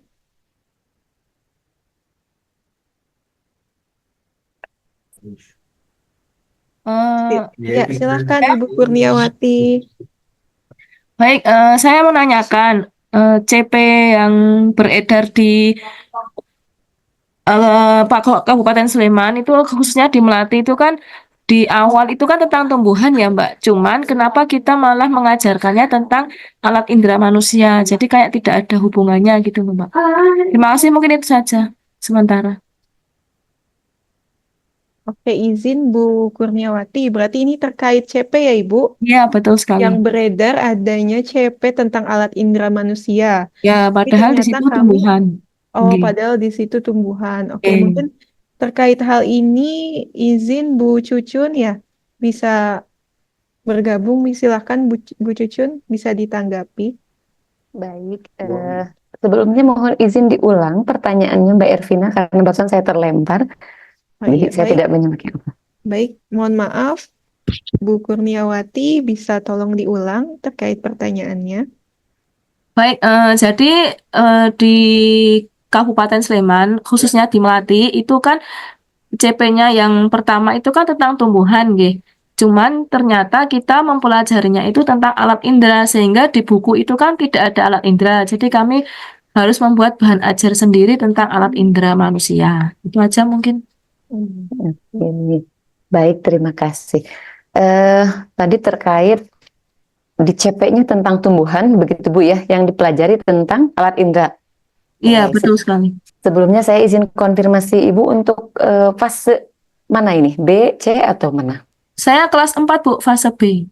Fase B, Ibu sudah menggunakan CP yang mengacu pada yang mana? BSKAP 33 atau 32 atau bahkan nomor 28? Saya mengacunya ke yang dibagikan ke Kombel kelas 4 saya gitu. Jadi dari tahun kemarin itu sudah tumbuhan, tapi ternyata kok alat indera. Nah, untuk yang sekarang itu kan sudah CP terbaru, tapi ternyata kok masih sama. Apakah saya yang dapatnya salah? Nanti kalau saya merubah, itu nanti khawatirnya kan nanti akan ada ujian yang akhir semester. Cuma nanti kan kalau saya tidak mengajarkan alat indera, anak-anak tidak akan tahu soalnya kan nanti kita bareng-bareng gitu loh Bu. Maksudnya gitu. Oke, terima kasih. Ibu di fase B, tapi tadi berdasarkan informasi, Ibu memperoleh CP itu hanya berdasarkan yang dibagikan saja di Kombel, begitu ya? Mungkin belum ada konfirmasi ini mengacu pada BSKAP yang mana, 33 atau 32. Tapi meskipun demikian, mungkin izin saya untuk menanggapinya share screen terkait CP yang terbaru mungkin ya, Bu Kurniawati. Iya. Kita cek sama-sama di Ibu nanti bisa melihat dokumen aslinya begitu ya. Kalau mau melihat ini CP-nya yang mana yang benar, Ibu bisa meng-cross-checknya ke dokumen SK BSKAP. Saya sharekan dulu yang nomor 32 ya Bu.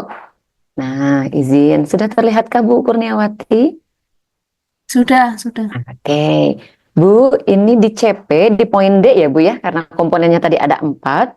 Ibu bisa lihat nih Bu, untuk dokumen CP itu untuk keseluruhan dari jenjang PAUD hingga pendidikan menengah itu ada 2042 halaman. Nah, dan untuk IPAS, dan kebetulan pada dokumen ini tidak ada halaman, begitu ya, kita bisa melihatnya, ini mulai dari, ini poinnya poin 6, yang jadi patokan adalah yang di sebelah kanan, page 196, begitu ya, dari 2042. Ini kita lihat dari rasional, ada rasionalnya, kemudian tujuan, karakteristiknya, ini perlu dibaca. Nah, ini adalah CP fase B, Bu. Untuk yang terbaru, kalau mengacu pada BSKAP nomor 32. Nah, di dalam CP, ini CP keseluruhannya ada memahami karakteristik makhluk hidup, wujud zat dan perubahannya, sampai kehidupan sehari-hari. Ini materi secara garis besar. Sementara materi untuk yang lebih mendetail ada dalam kolom di bawahnya. Jadi ada elemen pemahaman IPAS CP-nya apa gitu ya, secara spesifik dituliskan. Ini ada Bu, peserta didik memahami bentuk dan fungsi panca indera gitu ya. Nih yang sekarang Bu ya, siklus makhluk hidup. Iya, sudah benar begitu. Jadi alhamdulillah. Cuma Ibu, yang tertuang di sini adalah bagian besarnya, begitu ya. Nah, untuk peretelannya, misalnya Ibu ini tentang siklus makhluk hidup nih. Siklus makhluk hidup tidak dijelaskan di sini. Siapa saja yang ada di dalamnya, atau misalnya makhluk hidup apa saja yang kita perlu jelaskan.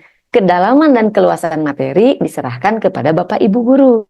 Jadi bisa jadi satu sekolah itu akan berbeda dengan sekolah yang lain. Begitu. Ini terkait pemahaman CP begitu ya, redaksi CP. Jadi bisa jadi meskipun CP-nya sama, kedalaman keluasan materinya bisa jadi berbeda gitu ya. Tadi sebelumnya ada tumbuhan padahal tidak ada gitu ya. Nah, bisa jadi mungkin pecahan dari materi yang lainnya begitu. Demikian Mbak Ervina, mudah-mudahan bisa membantu mencerahkan apa yang Bu Kurniawati tanyakan. Ya, terima kasih Ibu.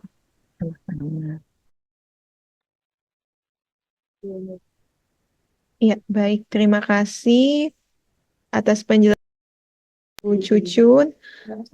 Lalu semoga tadi sudah menjawab ya untuk Ibu Kurniawati Arifah.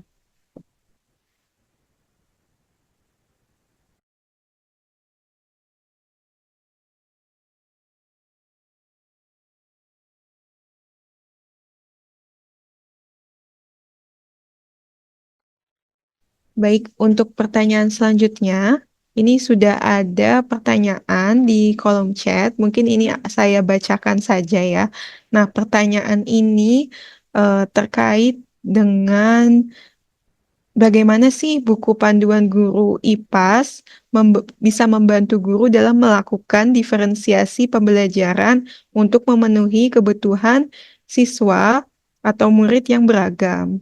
Nah, ini pertanyaannya sepertinya ke buku ya ini. Untuk itu mungkin bisa bergabung Bu Fitri. Ya, baik Bu Elvina. Ya, tadi pertanyaannya nih terkait dengan gimana cara buku panduan guru IPAS membantu guru dalam melakukan diferensiasi pembelajaran, khususnya untuk memenuhi kebutuhan siswa yang beragam. Baik, jadi kalau misalnya saya izin jawab ya, Bu Elvina, kalau kita breakdown dari diferensiasi sendiri, kita kan bisa membedakan ada diferensiasi proses, produk, dan konten. Nah, untuk diferensiasi proses, tentunya ini berkaitan dengan asesmen awal pembelajaran. Jadi, ketika kita mau membedakan prosesnya, kita perlu lihat dulu kompetensi awal muridnya. Gitu. Nah, itu Bapak dan Ibu bisa memanfaatkan di dalam buku panduan guru itu tentang di bagian asesmen awal pembelajarannya dan bagaimana tindak lanjutnya dari asesmen situ. Lalu yang kedua ada diferensiasi konten. Kalau diferensiasi konten di dalam buku guru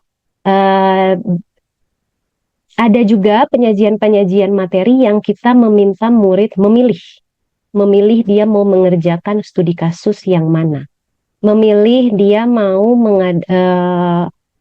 menyelidiki apa, memilih juga bahkan ketika tadi keluar kelas gitu ya, ketika keluar kelas itu kan kita membedakan kontennya karena kita membebaskan murid mencari apa yang dia amati di sekelilingnya, karena pasti temuan-temuan murid akan berbeda-beda.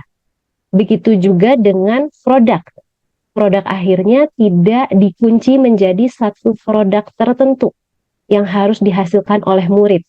Misalnya semua murid harus menghasilkan satu gambar. Itu tidak seperti itu diarahkan di buku gurunya. Produknya bisa dikaitkan, bisa diragamkan. Tapi karena keterampilan prosesnya juga ada ya, mengkomunikasikan hasil dalam bentuk lisan dan tulisan. Tentunya kami ragamkan juga itu. Jadi ada terkadang yang produknya diminta dalam bentuk tulisan, tapi bentuk tulisannya tidak dikunci. Nggak apa-apa kalau anaknya mau bikin komik karena kan ada tulisannya misalnya. Tapi ada juga yang mengomunikasikan hasilnya dalam bentuk lisan karena memang kompetensi di CP-nya meminta ragam itu. Jadi itu Bu Ervina mungkin cara-caranya yang bisa digunakan oleh guru untuk melakukan pembelajaran terdiferensiasi. Ada pilihan-pilihan konten yang bisa dipilih oleh murid, pilihan-pilihan produk juga. Sedangkan untuk diferensiasi proses, itu tentunya akan sangat bergantung dengan kondisi murid Bapak dan Ibu di kelas. Jadi kalau diferensiasi proses, kita bantu dari asesmen awalnya, tapi nanti bagaimana cara mendiferensiasikannya, itu Bapak dan Ibu bisa lakukan di kelasnya berbeda-beda. Termasuk di buku guru juga ada pengayaan dan remedial. Nah, pengayaan di remedial ini juga bisa menjadi bentuk diferensiasi konten dan prosesnya gitu ya. Karena ketika melakukan remedial, ada proses yang dirubah di situ. Karena sebelumnya mungkin cara belajarnya bagaimana yang di buku guru. Tapi ketika ada remedial, kita ganti teknik belajarnya. Nah, itu ada juga di buku guru di bagian remedial dan pengayaan. Semoga itu cukup menjawab, Bu Ervina. Baik, terima kasih Bu Fitri. Itu tadi ya, berarti cara-cara yang sudah disampaikan. Kemudian kita lanjut saja ke penanya berikutnya nih, Sobat Sibi yang sudah raise hand. Sedari tadi, Bapak Muhammad Khairuddin. Silakan Pak Muhammad Khairuddin mungkin bisa menyampaikan pertanyaannya.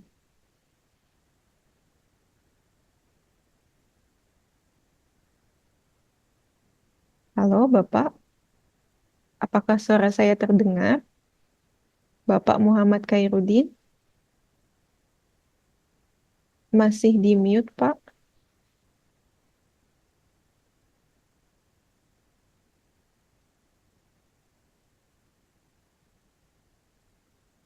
Baik, mungkin nanti ya soal sepertinya terkendala jaringan atau yang lainnya. Kita lanjut saja ke Bapak Husein Arifin. Silakan Bapak Husein Arifin bisa menyampaikan pertanyaannya. Terima kasih Bu Ervina. Assalamualaikum warahmatullahi wabarakatuh. Pertanyaan saya pertama berkaitan dengan konten. Nah, dalam buku IPAS ini, saya membaca memang tidak saya temukan materi wirausaha ya Bu ya gitu. Ini apakah memang materi wirausaha tidak ada di dalam konten ini berdasarkan apa gitu ya? Saya masih belum jelas soalnya kan membaca buku-buku yang sebelumnya ada tema wirausaha kan ya di kurikulum 2013 itu. Nah, sementara di IPAS ini tidak spesifik ada wirausaha gitu. Yang kedua berkaitan dengan edisi revisi Bu gitu. Yang edisi revisi ini kan hanya kelas 4 gitu. Apakah nanti ada edisi revisi di kelas 3, 5, dan 6 yang memungkinkan nanti khawatirnya akses guru yang lain tidak mendapatkan informasi, tiba-tiba sudah ada edisi revisi gitu Bu. Mungkin itu saja Ibu. Terima kasih. Assalamualaikum. Ya, baik. Waalaikumsalam. Terima kasih Pak Husein Arifin. Untuk pertanyaannya ada 2 pertanyaan ya. Mungkin terkait buku bisa bergabung Ibu Fitri. Silakan Ibu bisa menjawab ya khususnya bagian konten yang ada di buku IPAS terkait konten wirausaha. Baik, jadi kalau konten yang ada di dalam buku IPAS, kami mengikuti apa yang termuat dalam capaian pembelajaran. Nanti mungkin Bu Jujun bisa melengkapi juga gitu ya, bahwa kalau untuk di capaian pembelajaran yang saat ini, gitu, memang tidak termuat secara eksplisit ada tentang wirausaha. Tapi bukan berarti Pak Husein tidak bisa gitu ya menginsertkan wirausaha, karena wirausaha itu kan sebuah aktivitas yang bisa diragamkan. Misalnya ketika murid mempelajari tentang sumber daya alam di daerahnya, itu kemudian dikaitkan dengan wirausahanya. Karena kebetulan di dalam materi IPAS nanti juga ketika mempelajari tentang sumber daya alam, ada tuh diminta muridnya, kira-kira dia suruh cari ide dari sumber daya alam yang di daerahnya, kira-kira bisa bikin produk apa? Produk kebanggaan daerahnya. Diolah jadi apa? Itu ada ide-ide di situ. Jadi mungkin muatan wirausahanya bisa dikaitkan, bisa dimasukkan dalam aktivitas Pak Husein. Semoga cukup menjawab. Ya, baik. Terima kasih Ibu Fitri. Untuk pertanyaan yang kedua nih Pak Husein Arifin terkait edisi revisi. Memang untuk sekarang edisi revisi yang sudah tersedia di laman Sibi itu untuk buku kelas 1, 4, 7, dan 10. Namun sekarang saat ini buku-buku untuk kelas lain sedang disusun dan sedang disiapkan. Jika memang nantinya sudah terbit buku-buku edisi revisi kelas lainnya, itu bisa Sobat Sibi, Bapak Ibu Guru, dan Pak Husen dapatkan di laman Sibi tentunya yang selalu update, dan nanti bisa diupdate juga di laman PMM dan Siplah. Begitu. Baik, mungkin ada satu pertanyaan ini terakhir dari Pak Arman. Apakah buku panduan guru IPAS memberikan contoh soal atau tugas yang dapat digunakan untuk mengevaluasi pemahaman siswa? Baik, silahkan Bu Fitri ya. Ya, betul. Terima kasih Bu Ervina. Untuk di buku pertama, pembelajaran di IPAS di kelas 4 itu activity based. Jadi semua konsep, semua materi itu dipelajari dalam bentuk aktivitas. Jadi tidak langsung berupa kita sajikan soal, kemudian murid menjawab. Bukan berarti itu tidak ada, tapi untuk formatifnya itu berdasarkan proses.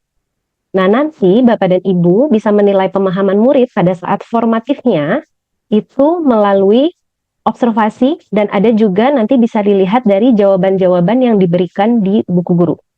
Kayak tadi misalnya saya bilang bahwa di buku panduan guru itu kan kita ada pertanyaan-pertanyaan yang diajukan untuk menilai pemahaman murid terhadap bacaan, terhadap aktivitas, atau nanti bentuk tugasnya gitu ya. Tugas yang di buku siswa, kemudian nanti ada cara rekomendasi jawabannya. Apa sih yang diharapkan dari jawaban murid? Itu adanya di buku panduan guru. Lalu untuk soal-soal itu disajikan juga di buku siswa dalam bentuk rubrik uji kompetensi. Nah, di buku gurunya, rubrik uji kompetensi juga tetap ada yang berisikan kunci jawabannya, kemudian panduan penskorannya untuk mendapatkan nilai kualitatifnya. Nah, itu kan berkaitan dengan nilai akhir untuk tujuan pembelajarannya.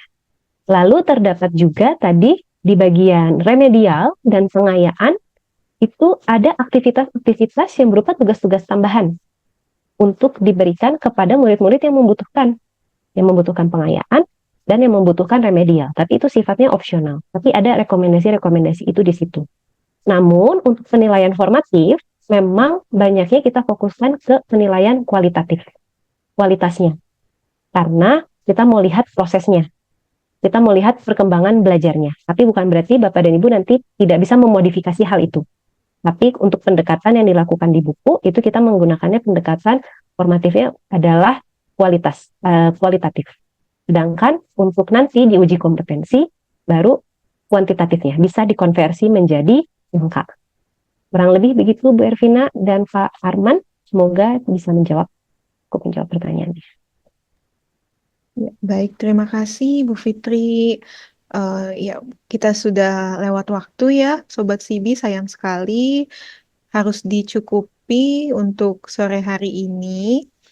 Baik Bapak Ibu, Sobat Sibi semuanya, selesai sudah seluruh rangkaian acara webinar sore hari ini. Sekarang kita mau dengar dulu nih pesan penutup dari para narasumber. Mungkin kita bisa mulai dari Bu Cucun, silakan Bu Cucun. Baik, terima kasih Mbak Ervina. Ini pesan penutup begitu ya, bukan Iya, pesan betul. terakhir. Benar. Penutup Ibu, bukan pesan Penutup. terakhir. Untuk pesan penutup, mungkin Bapak dan Ibu terkait capaian pembelajaran IPAS yang termuat dalam BSKAP nomor 32, tadi sudah disampaikan poin-poin perubahannya. Hanya pada intinya yang perlu diingat mungkin bahwa elemen keterampilan proses itu merupakan cara untuk membelajarkan elemen pemahaman IPAS-nya gitu. Jadi membelajarkan IPAS itu perlu menggunakan keterampilan proses sains. Mungkin itu saja Mbak Ervina. Mudah-mudahan bisa membantu Bapak dan Ibu sekalian. Terima Ya, kasih. amin. Terima kasih Bu Cucun. Kita lanjut ya mendengarkan pesan penutup dari Bu Fitri. Silakan Bu Fitri. Baik, Bapak dan Ibu, baik itu buku siswa dan buku guru gitu ya. Untuk yang khususnya IPAS itu berisi rekomendasi untuk melaksanakan kurikulum mereka dalam mata pelajaran IPAS. Dan buku guru itu bagaimana berisi panduan untuk Bapak dan Ibu menjadi fasilitator.